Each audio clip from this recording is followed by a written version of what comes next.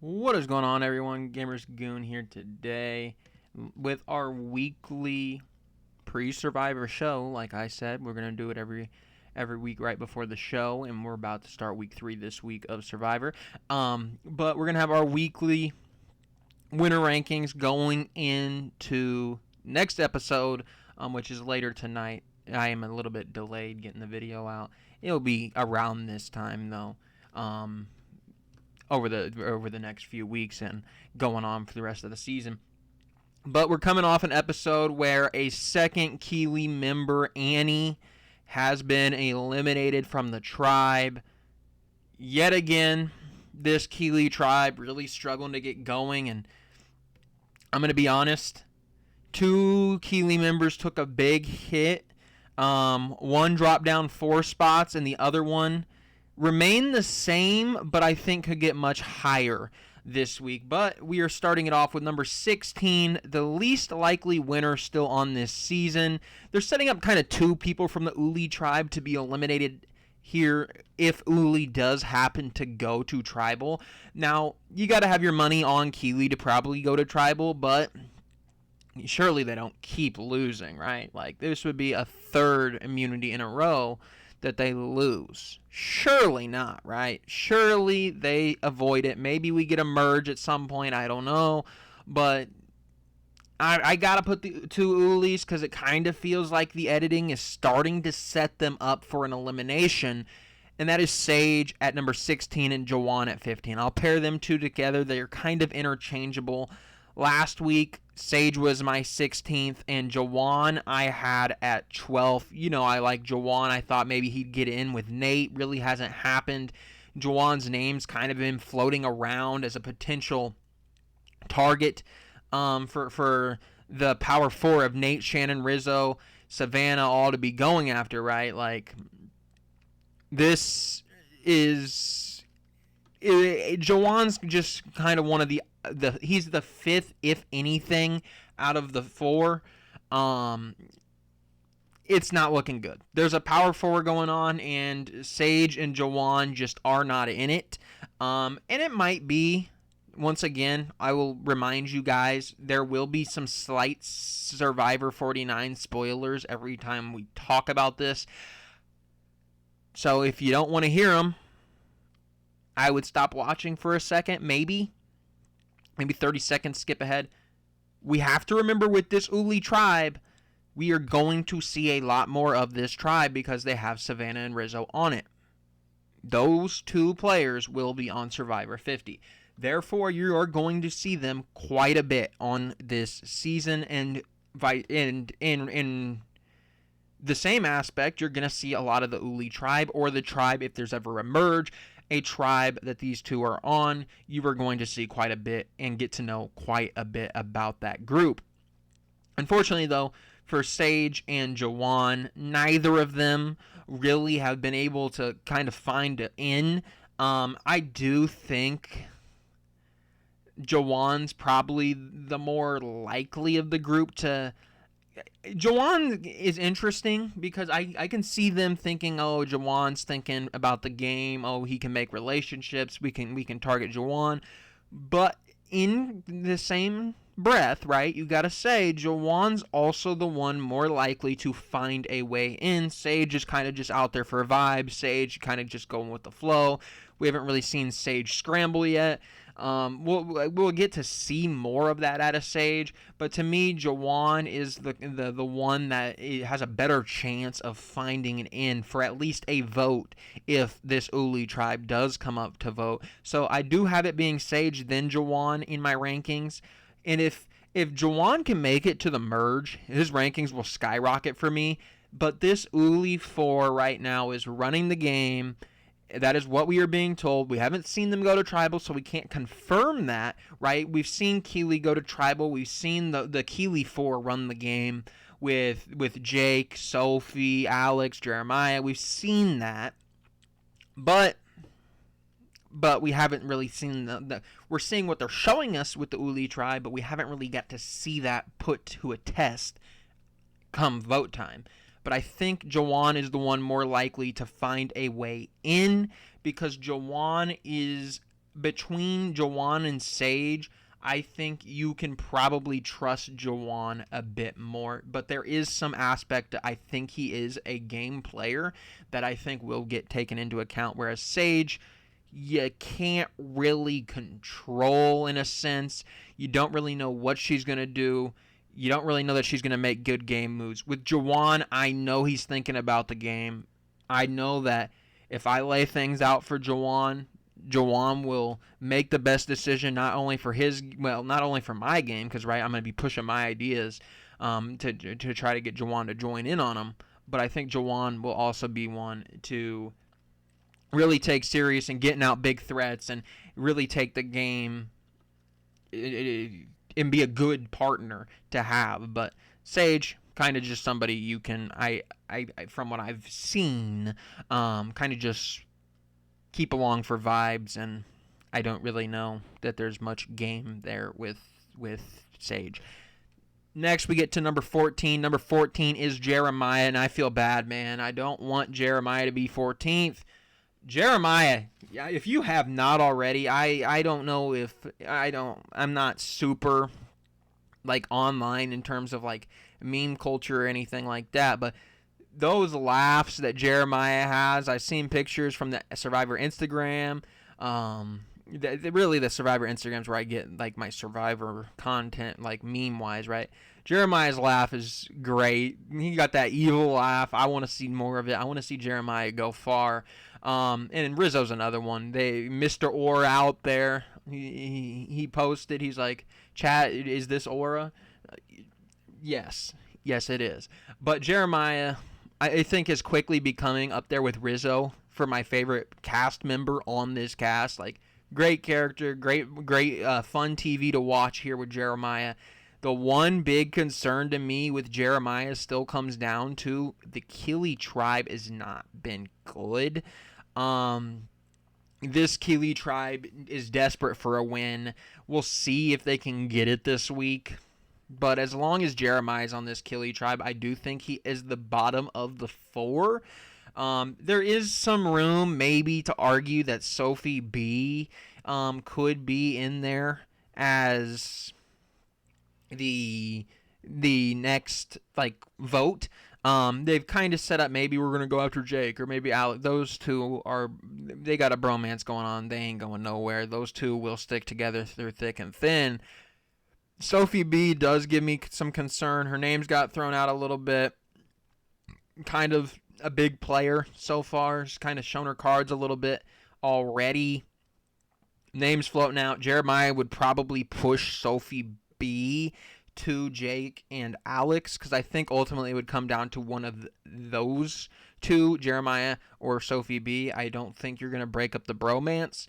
So really here, I'm just leaning that Sophie B's early connection with Jake will give her an edge over Jeremiah.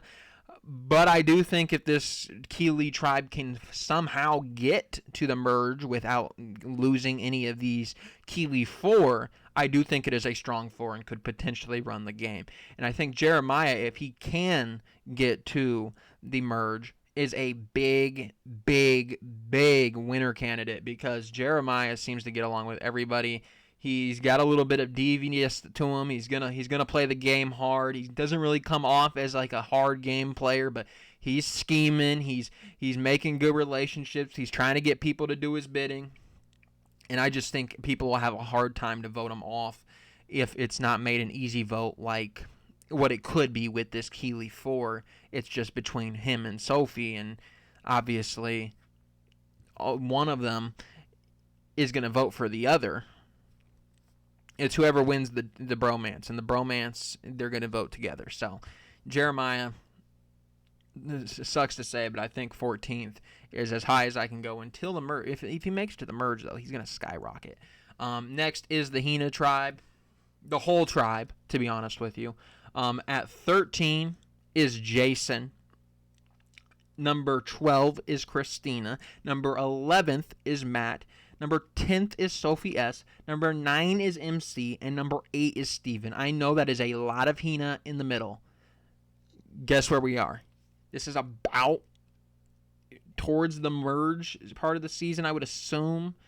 Probably around maybe after Christina, you get to the merge. Matt, easy pickings for everybody. Just, oh, we can't let Matt get to the end. He's got a good story. They pick off Matt because you probably can get one of those Hina 4 Hina 6 to turn on each other onto Matt. Get a whole group going up. But yeah, this Hina tribe, they might be good. They might not. Steven's the one I have the most hope for at the moment.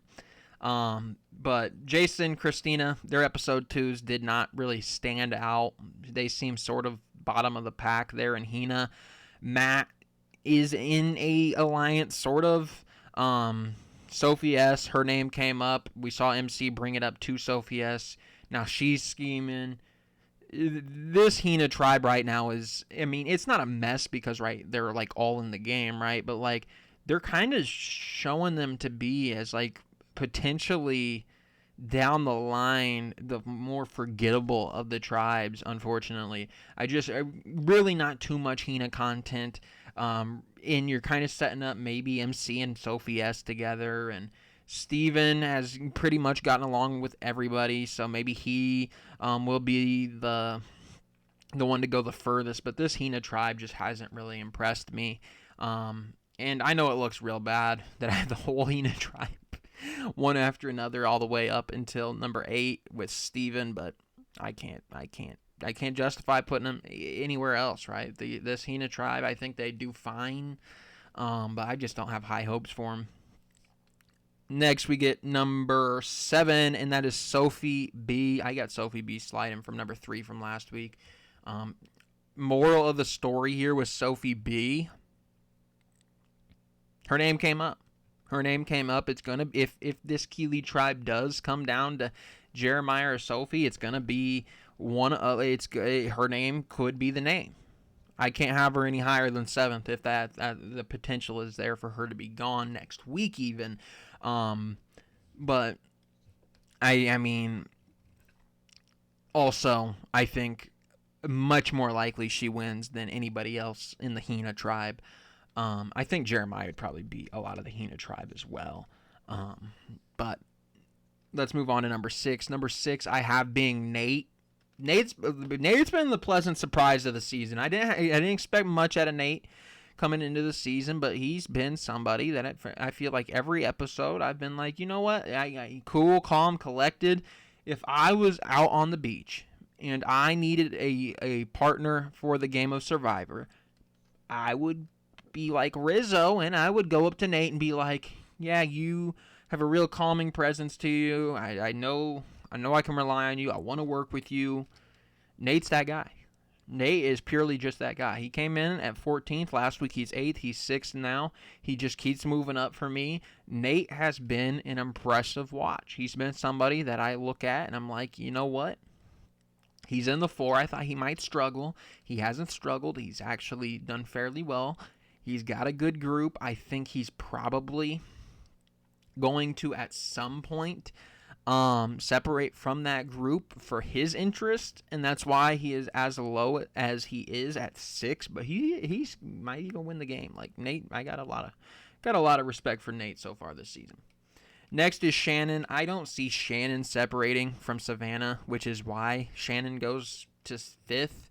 I don't think Shannon really has a great chance to win. She'll have to turn on Savannah before Savannah turns on her, and I just don't see that happening. Shannon, 5th, not much to say there. I think Savannah will take her quite a long way. Next, we have 4th. We have it being Jake. Jake, you got to get the muscle out of the game before the finale. Jake, also really well spoken. I think Jake would have a lot of voters for him on the jury if he were to get there to the point of being able to pitch his case to win $1 million. Jake is somebody to watch out for. And I think you probably know that if you're... I think everybody there should know that.